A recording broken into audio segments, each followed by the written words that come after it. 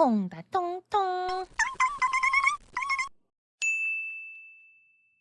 사라진 허생. 그날도 허생과 변진사는 술잔을 주거니 받거니 해가면서 이야기를 나누고 있었다. 허생이 돌아온 뒤로 변진사는 자주 조촐한 술상을 들려 밤이 깊도록 허생을 찾아와 술을 마시며 이야기를 나누곤 했다.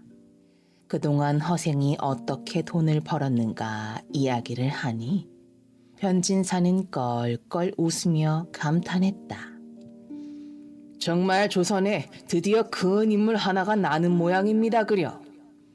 과찬의 말씀이십니다. 그나저나 우리나라 경제가 저는 큰 걱정입니다. 걱정이라뇨? 돈 만냥으로 흔들린 상태라면 어찌 백성된 몸으로 마음 편히 살 수가 있겠습니까?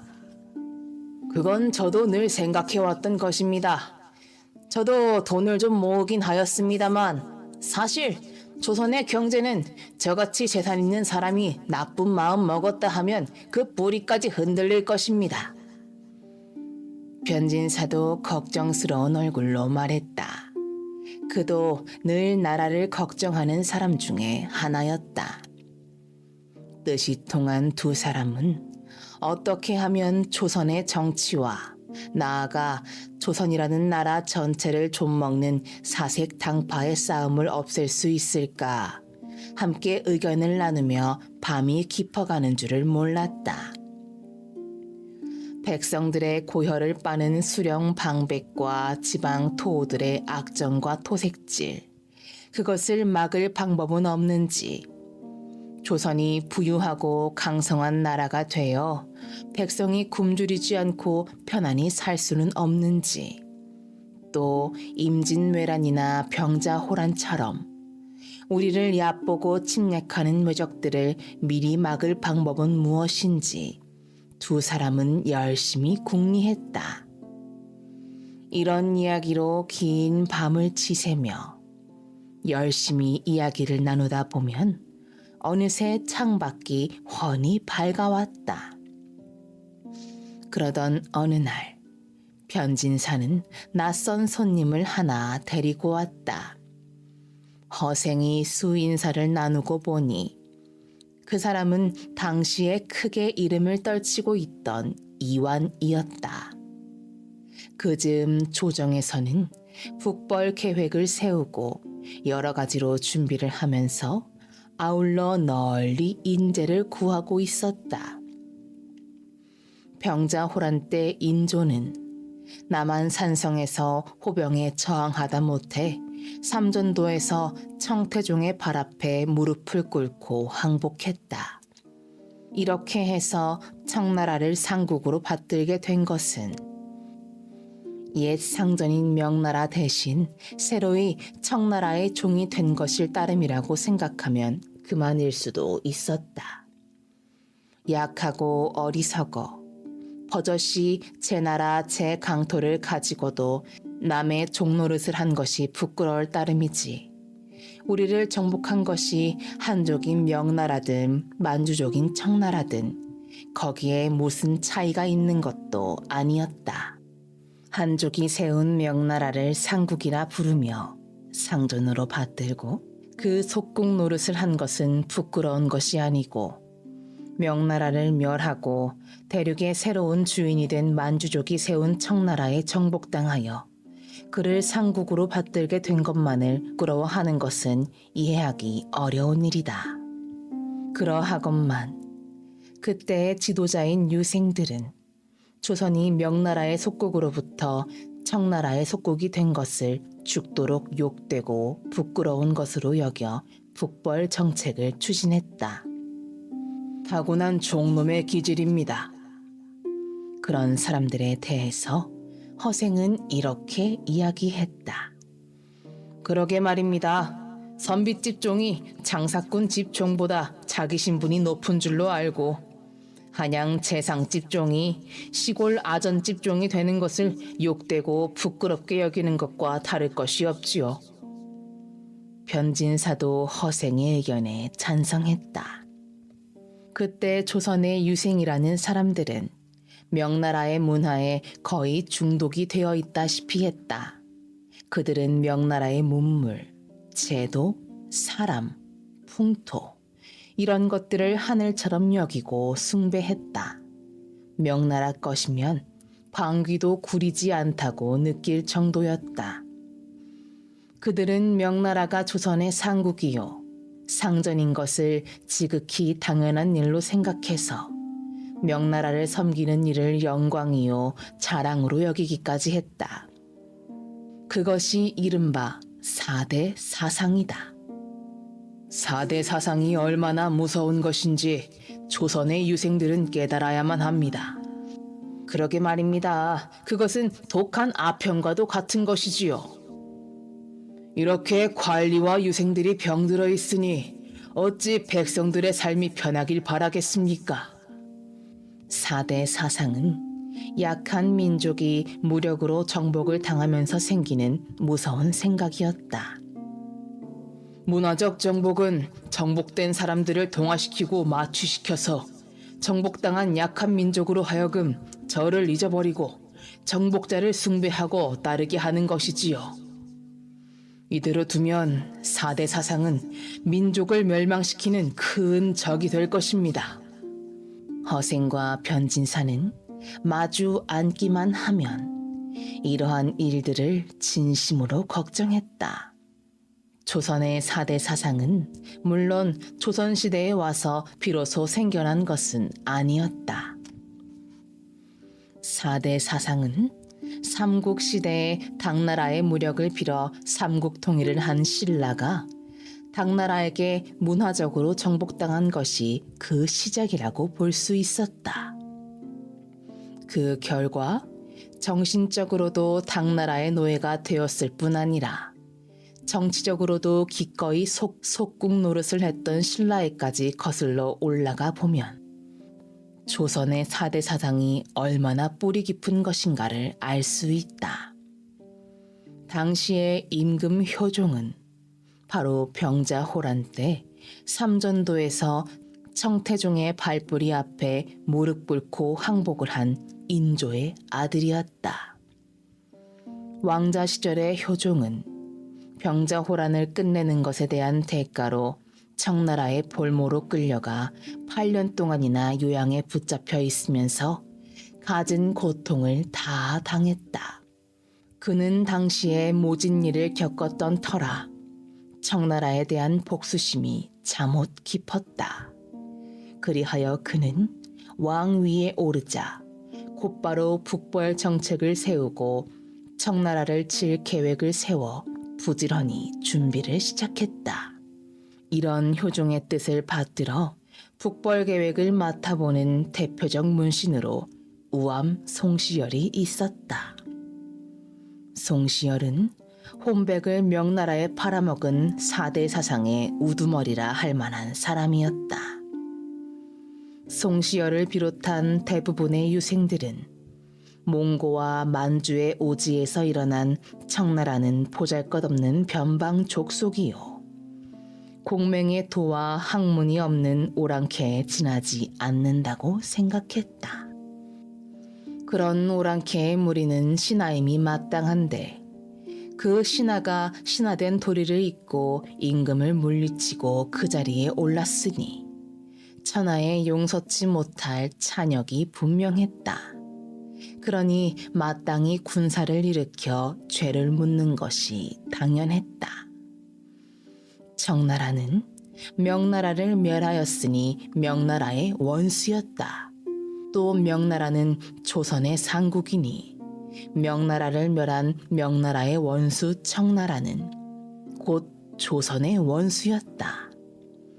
그뿐 아니라 병자호란을 일으켜 조선을 집어삼키려 했던 청나라가 아닌가. 조선은 마땅히 군사를 일으켜 청나라를 멸함으로써 조선과 명나라의 원수를 갚아야 한다고 유생들은 생각했다. 명나라는 일찍이 임진왜란 때에 50만의 대군을 조선으로 보내 망하게 된 조선을 살려주었다. 순망치한이라고. 조선이 외병에게 아주 망하는 날이면 그 다음에 망하는 것은 명나라였다. 그러므로 명나라가 조선을 도와준 것은 단지 조선을 구하자는 것이 아니요 조선을 구함으로써 명나라 자신을 지키고자 한 것이다. 조선이 10번 망하더라도 명나라의 안전에 별다른 영향을 주지 않는다는 보장이 있었다면 명나라는 단 한 명의 군사도 보내주려 하지 않았을 것이다. 그러나 4대 사상에 빠진 조선의 유생들은 명나라에서 군사를 일으켜 준 것이 조선을 구원하기 위한 상국의 의리 때문이었다고 생각하며 명나라 덕분에 조선이 외병의 손에 망하지 않고 살아난 것이라고 떠들었다. 따라서 임진왜란 때 명나라가 군사를 보내준 것처럼 우리 조선도 군사를 일으켜 명나라의 원수인 청나라를 칠 의무가 있다면서 송시열을 앞세운 유생들은 북벌을 강하게 주장했다. 변진사가 데리고 온 이완은 그러한 북벌 정책의 중심 인물이었다. 이완은 변진사에게서 허생에 대한 이야기를 들은 적이 있어 그 인물을 시험할 겸 직접 찾아온 것이었다. 당당한 훈련대장의 신분으로 궁색하기 짝이 없는 선비를 몸소 찾아온다는 것은 쉽지 않은 일이었다. 그러나 이완은 그런 작은 일에 구애되어 큰 임무를 놓치고 말 졸장부는 아니었다. 인사하십시오. 이쪽은 이완 대장, 이쪽은 제가 늘 말씀드리던 그 선비님이십니다. 변진사가 두 사람을 서로에게 소개했다. 두 사람은 인사를 나누었다. 이완은 그 뒤에도 종종 변진사와 함께 혹은 혼자서 허생을 찾아오곤 했다. 이야기가 깊어짐에 따라 그는 허생이라는 사람이 당대에는 보기 드문 포부와 경륜과 담력을 갖춘 큰 인물이라는 것을 차츰 깨닫게 되었다. 그래서 마침내 이완은 마음먹은 것을 정중히 털어놓기에 이르렀다. 그날따라 변진사는 급한 일이 있어 함께 오지 못하고 이완만 혼자 오게 되었다. 변진사가 보내주는 맛 좋고 향기로운 술과 조촐한 안주는 떨어지지 않는 터라 허생은 이완과 마주 앉아 여러 잔의 술을 기울였고 이미 술이 거나하였을 무렵이었다. 오늘 저녁에는 제가 긴히 드릴 말씀이 있습니다. 이완이 이렇게 말을 꺼내더니 잔을 들어 쭉 마신 다음 다시 말을 이었다. 다름이 아니라 조정에 나와 보실 의향은 없는지요? 허생은 입가에 미소를 띄었다. 저보고 벼슬을 하란 말씀이십니까? 조정에서는 지금 은밀히 큰 계획을 꾸미고 있습니다. 그 말하자면 북벌을 준비하는 중이지요. 그래서 두루 큰 인물을 구하던 터인데 선비님 같은 분을 만나 저로서는 마음이 여간 든든한 게 아니올시다. 예, 북벌을 하신다고요. 그거 매우 장하신 일입니다. 말과는 달리 뭔가를 신통치 않아 하는 것이 눈치 빠른 이완에게는 느껴졌다. 아니나 다를까 허생은 다시 말을 이었다. 무슨 이유로 북벌을 하십니까? 허생의 질문에 이완은 마치 대답을 준비해 온 것처럼 북벌의 필요성에 대해 줄줄 이야기했다. 문신으로는 우아미, 그리고 무신으로는 불초한 제가 각기 상감의 명을 받들어 북벌을 계획하고 있기는 합니다만 그 우암이라는 사람과 사사건건 의견이 맞지 않아서 여간 힘들고 고된 것이 아닙니다. 북벌의 의견을 같이 한다 해도 우암이나 상감마마 그리고 제 의견이 서로 어긋나는 점도 있고 해서 우암이야 무르나 마나 변방의 오랑캐 족속 청나라가 감히 명을 쳤으니 당연히 그들을 정벌하고 명을 멸망시킨 원수와 삼전도의 원수를 갚기 위해 군사를 일으켜야 한다 하겠지요. 임진왜란 때에 구원병을 보내준 우리만으로도 청나라를 쳐야 하고 그렇지요? 예, 꼭 선비님 말씀대로입니다. 그러면 상감마마나 이대장의 북벌에 대한 뜻은 삼전도의 원수를 갚자는 것이지요. 단지 그것뿐입니까? 그렇지요. 그렇다면 북벌을 아예 안 하시는 것이 좋겠습니다. 북벌을 하지 말라고요? 이완은 펄쩍 뛰며 따지듯이 물었다. 허생은 아무 말도 없이 술을 몇 잔 더 기울이더니 이완을 불렀다. 자고 이래로 이 동방천지에서 내로라 하는 족속은 저마다 한 번씩 영경에다 도읍을 정하고 중원을 호령해보지 않았습니까? 원나라, 청나라도 다 한 번씩은 중원의 주인 노릇을 해보았고요. 이완은 허생의 의중을 알아보기 위해서 눈을 크게 뜨고 그 말을 듣고 있었다. 심지어 저 외국의 풍신수길 같은 놈까지 그런 앙큼스러운 심산으로 임진년에 우리 조선을 범했던 게 아닙니까? 조선을 수중에 넣는 날이면 연경 도읍도 절반은 성공이니까요. 그런데 우리 조선 족속은 4천년을 내려오면서도 언제 한번 그런 생각을 해보았습니까? 잠옷 분한 듯한 말투였다. 그런 허생의 모습은 처음 보는 터라 이완은 눈을 동그랗게 뜨고 허생을 바라보았다. 줄창 그놈들한테 침략만 당하고 눌려 살았지요. 그러니 에라, 우리도 어디 연경에다 도읍을 하고 한바탕 중원을 호령해보자 하는 뜻으로 북벌을 한다면 또 모를까. 그래, 고작 삼전도의 분풀이로 북벌을 한단 말씀이요. 우암 같은 명나라의 노예가 짓거리는 잠꼬대는 더불어 이야기할 필요도 없습니다. 이완은 고개를 푹 숙이고 말이 없었다. 약간 괴로운 표정이었다. 허생은 혼자서 술을 한 잔 부어 마시고 나서 다시 이야기를 이었다. 설사 그렇게까지 큰 포부를 갖지 못하더라도 말씀입니다. 요동이나마 도로 찾겠다는 명분은 있어야 북벌을 하지요. 요동이라는 말에 이완이 고개를 들었다. 요동은 고구려 때까지도 우리의 땅이었다. 물론 지금은 중국의 땅이 되었지만 이완도 그 땅을 되찾지 못하는 것은 조상들에게 두고 부끄러운 일이라 생각해왔다. 이완은 모처럼 동지를 만난 기분이었다. 앞으로 300~400년이 못 가서 우리 조선은 땅덩이가 비좁아질 날이 옵니다. 사람이 늘어나니 곳곳에 집이 들어설 것이지요. 그러다 보면 먹고 살 땅이 줄어드는 것은 당연한 이치겠지요. 그렇게 되면 사람들은 또다시 굶주리게 되지 않겠습니까? 참으로 허생다운 이야기였다. 그러니 지금부터라도 서둘러서 도로 찾아야 할 게 아닙니까? 찾을 수만 있다면 300~400년 후뿐만 아니라 지금 당장에도 우리에게는 요긴한 땅이니까요.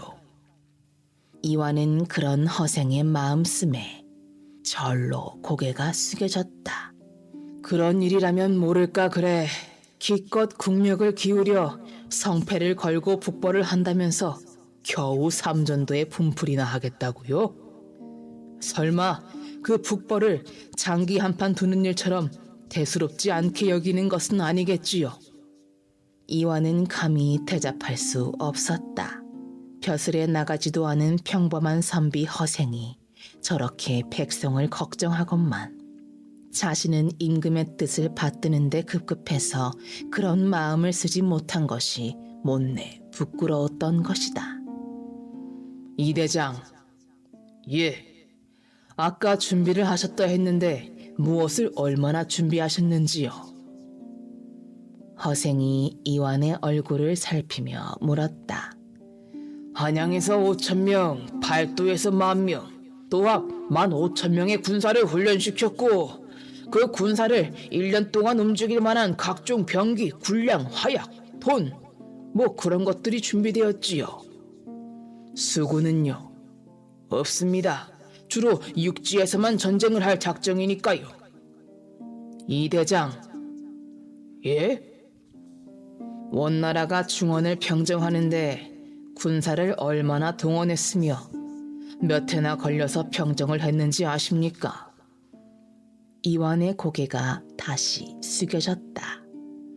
말끝마다 예리한 질문을 해대는 허생이 이번에는 또 자신의 어떤 모자란 점을 지적할까 두렵기도 했다. 또 청나라가 중원을 평정하는데 군사를 얼마나 동원했으며 몇 해나 걸려서 평정을 했는지 아십니까? 설마 군사 15,000명을 가지고 1년 안에 중원을 정벌하리라고는 생각지 않으시겠지요? 허생은 아무 대답도 못하고 멍하니 앉아있는 이완을 바라보았다. 우리도 중원을 평정하고 연경에다 도읍을 하든지 요동만 도로 찾고 말든지 그 둘 중 무엇을 하든 간에 30만 보병과 5만 수병은 확보해야 합니다. 그렇게 해도 연방 충나는 군사를 보충해 가며 줄잡아 10년을 끌어야 목적을 이룰 수 있을 것입니다. 허생의 말은 모두 옳았다. 평소에 자신이 부족하다고 느꼈던 부분을 전쟁에 한 번도 나가보지 않은 허생이 예리하게 지적하니 이완은 할 말을 잃을 수밖에 없었다. 대장 생각으로는 지금 조선의 형편으로 35만의 군사를 10년 동안 동원할 수 있다고 생각하십니까? 이완은 대답할 수 없었다. 그러자 허생은 답답하다는 듯이 말을 이었다. 정령 북벌을 하시려거든 우선 지금은 북벌을 포기하십시오. 그리고 훈련하던 군사들을 어서 돌려보내십시오.